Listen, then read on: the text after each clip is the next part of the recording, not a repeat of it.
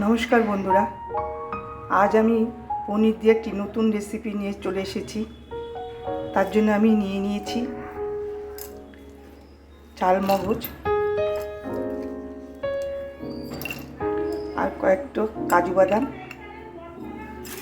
একটু পোস্ত। আর এটাকে আমি জল দিয়ে মিক্সিতে পেস্ট করে নেব। আমার পেস্ট করা হয়ে গেছে, কাজু বাদাম, পোস্ত আর চালমগজ পেস্ট করা হয়ে গেছে। এবার আমি গ্যাসে কড়াইটা বসিয়ে দিয়েছি। এবার তেল দিয়ে দেব। তেলটা আমার গরম হয়ে গেছে। এবার আমি পনিরটা অল্প হালকা করে ভেজে নেব।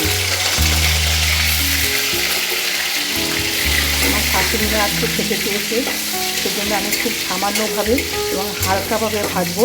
কারণ উনি একদম হলুদ আর লাল লঙ্কা ব্যবহার করতে না বলেছে। ওনার মতন করে আজকে করব, অল্প করে করছি। তার জন্য আজকে পনিরটা আমার ভাজা হয়ে গেছে।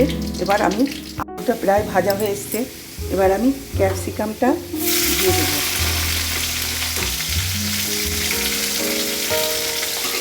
ভাজা হয়ে গেলে আমি এটাকে তুলে নেব। আলু ক্যাপসিকামটা ভেজে তুলে নিয়েছি। এবার আমি কড়াইতে জিরে ফোড়ন দিয়ে দেবো। জিরে, তেজপাতা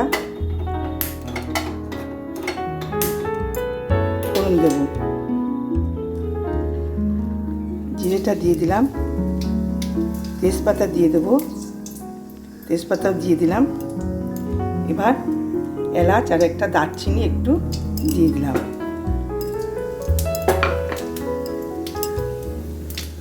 ফোড়নটা হয়ে গেলে এবার আমি কাঁচা লঙ্কা কুচনো কাঁচা লঙ্কা নিয়েছিলাম, কাঁচা লঙ্কাটা দিয়ে দিলাম।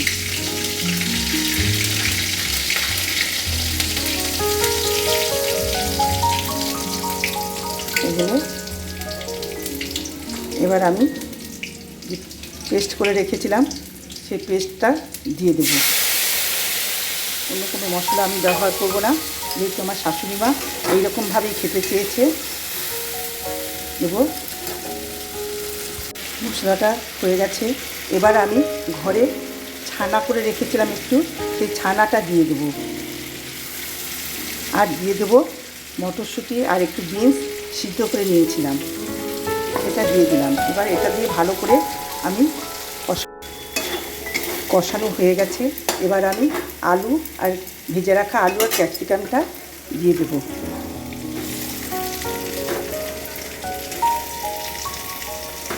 দিয়ে সামান্য পরিমাণ মতো নুন দিয়ে দেবো।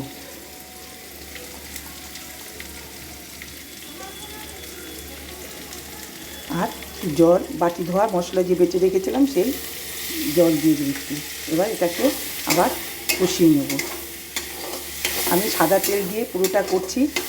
আমি এর মধ্যে কোনো হলুদ বা লাল লঙ্কা রঙের কিছু আমি ব্যবহার করব না, যেহেতু আমার শাশুড়ি মা এইভাবেই খেতে চেয়েছে। এটা কষানো হয়ে গেলে জল দিয়ে আমি পনির দিয়ে আলু আর ক্যাপসিকাম মটরশুঁটি একসাথে দিয়ে কষিয়ে নিচ্ছি। আমি টমেটোটা মিক্স করেছিলাম, সেই জন্য একটু অর্ধেক টমেটো দিয়ে দিলাম। এবার আমি ঢেকে দেব। এবার আমি ঢাকনাটা খুলে নিলাম। খুলে নেড়ে চেড়ে দেখলাম একদম হয়ে গেছে। এবার আমি সামান্য একটু চিনি দিয়ে নেড়ে চেড়ে নামিয়ে ফেলব। এবার আমি বাটিতে পরিবেশন করে এবার আপনাদের কাছে আবার ফিরে আসছি। বন্ধুরা, আমি নামিয়ে নিয়েছি। আমার হয়ে গেছে হলুদ আর লাল লঙ্কা ছাড়া ছানা দিয়ে পনির। আমার রেসিপিটা যদি ভালো লেগে থাকে আপনারা আমাকে একটা লাইক, কমেন্টস, শেয়ার করে দেবেন এবং আমার চ্যানেলটিকে সাবস্ক্রাইব করে দেবেন। বন্ধুরা, আজকে এই পর্যন্তই।